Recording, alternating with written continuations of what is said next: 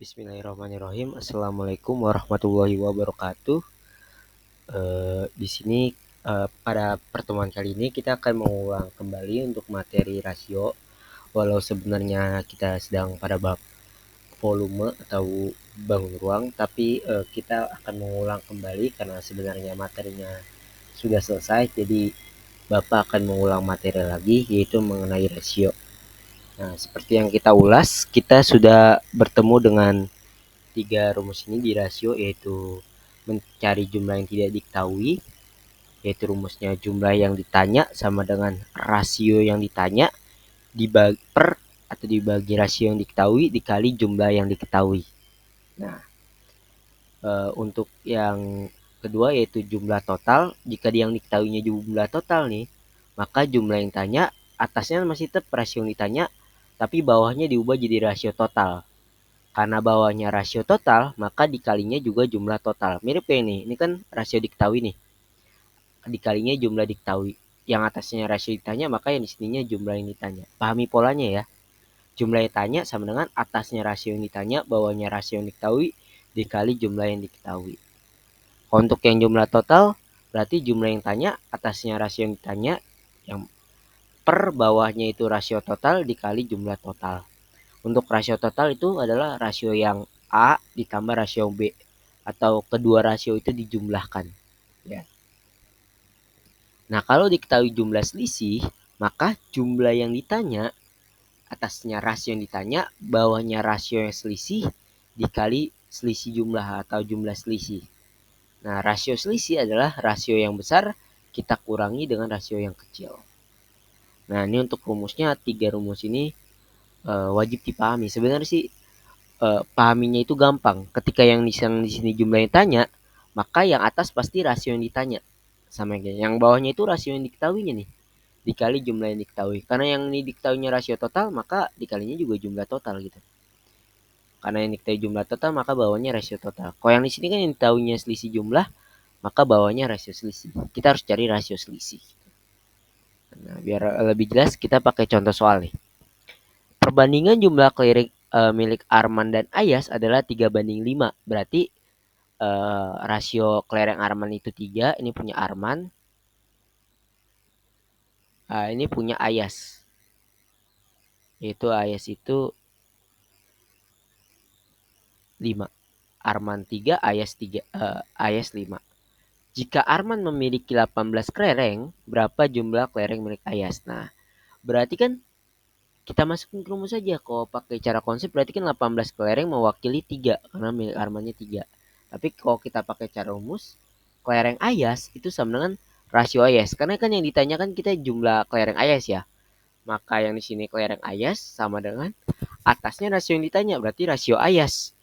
Karena yang diketahuinya kelereng Arman, maka dikali kelereng Arman, bawahnya rasio Arman. Tuh. Rasio Ayas berapa? Ada di sini 5. Tinggal masuk ya kan, rasio Ayas 5, masuk sini 5. Rasio Arman berapa? 3, masuk bawahnya 3. Dikali jumlah yang diketahui kelereng Arman 18. Kita bagi dulu 18 bagi 3. 18 bagi 3 berapa? Hasilnya taruh sini 6. 5-nya ikut tetap, 5 yang ini ikut tetap. Tuh. Maka 5 kali 6 sama dengan 30 kelereng. 6 di sini ingat ya, didapat dari 18 dibagi 3. Jadi kita bagi dulu nih yang depan dengan yang bawah pernya. Jadi hasilnya 6 baru dikali yang 5 tadi, langsung ikut ke depan 5-nya. Nah, begitu untuk yang misalkan mencari jumlah yang tidak diketahui. Kalau untuk perbandingan uang saku, nah contoh lagi nih. Ini tipe soal yang diketahuinya jumlah total. Kalau dibaca perbandingan uang saku harian Dita dan Eka adalah 2:7.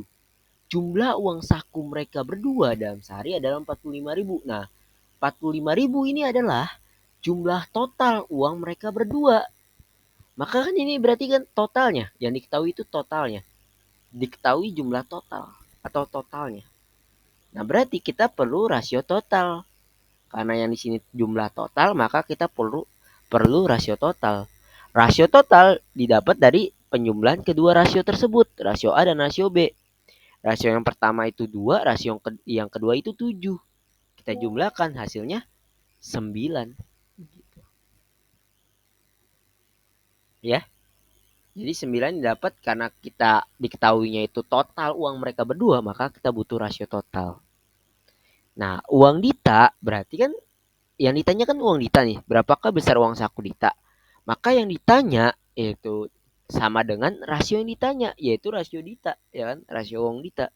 Yang bawahnya rasio total, karena kan yang diketahui uang total, maka yang bawahnya tetap rasio total dikali uang total atau jumlah total, yaitu 45.000. Nah, uang Dita nih atas yang ditanya tetap uang Dita, atasnya rasio Dita. Rasio Dita berapa? Di sini ada 2. Rasio total berapa? Ini 2 tambah 7 9. Masuk. Ini 2 per 9 kali 45.000. Kita bagi dulu 45.000, kita bagi dengan 9. Taruh sini hasilnya 5.000. Duanya ikut aja langsung ke depan. Tuh. Baru 2 kali 5.000 hasilnya 10.000. Jadi 5.000 di sini dapat dari 45.000 kita bagi 9 hasilnya 5.000. 2 kali 5.000 hasilnya 10.000. Berarti uang kita berapa? 10.000. Ya. Jadi intinya ketika yang diketahui uang total, maka kita butuh rasio total ya. Kalau yang ini karena yang diketahuinya Claire yang aman, maka yang bawahnya rasio Arman gitu. Lihat aja yang diketahui apa. Rasio yang diketahui taruh bawah. Ya.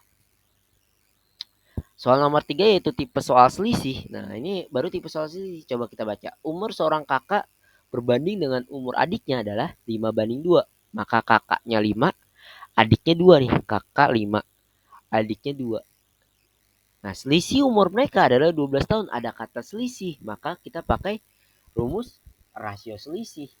Kita kurangi rasio yang besar dikurangi rasio yang kecil. Rasio besar berapa? 5, rasionya si kakak. Rasio yang kecil berapa? Rasionya adik. 2. 5 kurang 2 hasilnya dapat rasio selisih, yaitu 3. Tinggal masuk ke rumus. Sebenarnya sama dengan rumus yang pertama tuh. Karena rasio yang diketahuinya itu rasio selisih ya kan. Sama yang diketahuinya juga jumlah selisih. Maka ya kita pakai rumus selisih. Selisih umur di sini yang diketahui nih. Nah, ini diketahuinya selisih nih. Tuh, maka di sininya 12. Yang bawahnya rasio yang diketahui ya rasio selisih 3. Atasnya baru 5. Nah, ini umur kakak ya. Maaf ya, ini agak kurang. Ini ada umur kakak. Maka 5/3 dikali 12. Ingat kita bagi dulu 12. Kita bagi 3. Hasilnya taruh sini. 4. Nah, 5 yang ini nih.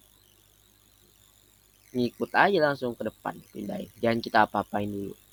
Baru 5 kali 4 hasilnya 20 tahun. Seperti itu. Nah, jadi sebenarnya pakai rumus yang pertama juga ada bisa. Tapi kan rumus yang ini adalah rumus penjabaran selanjutnya dari rumus pertama gitu. Ya. Ya ada tipe soal ketika ditanya totalnya, diketahui totalnya. Ada yang ketika diketahui selisihnya. Dan sebenarnya sama aja. Ketika yang diketahui selisihnya, maka yang selisih selalu jadi pengali. Terus yang rasio yang diketahui jadi yang bawah gitu. Rasio yang ditanya selalu yang di atas. Begitu. Ya, mungkin sampai sini aja untuk pertemuan hari ini. Kurang lebihnya mohon maaf. Nanti akan ada latihan ya. Latihannya mengulang mengenai rasio lagi. Kita penguatan materi karena materinya juga sudah selesai. Mungkin sekian, terima kasih. Wassalamualaikum warahmatullahi wabarakatuh.